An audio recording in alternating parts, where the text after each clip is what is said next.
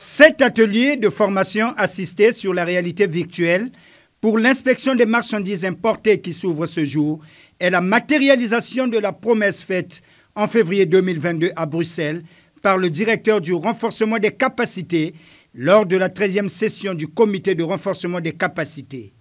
Mettre en place le plan d'installation par l'OMD des équipements de réalité virtuelle dans les centres régionaux de formation et les bureaux régionaux avec le soutien du Fonds de coopération douanière de la Corée du Sud. Cette formation, c'est pour le renforcement des capacités des apprenants.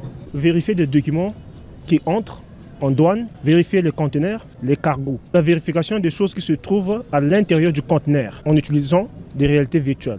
Voilà un outil qui va révolutionner le travail du douanier congolais. Nous allons donc apprendre aux douaniers toutes les procédures de dédouanement par les 3 voies. La voie maritime, la voie aérienne et la voie terrestre. C'est une réalité virtuelle. Qu'est-ce que nous allons faire au niveau de la douane congolaise?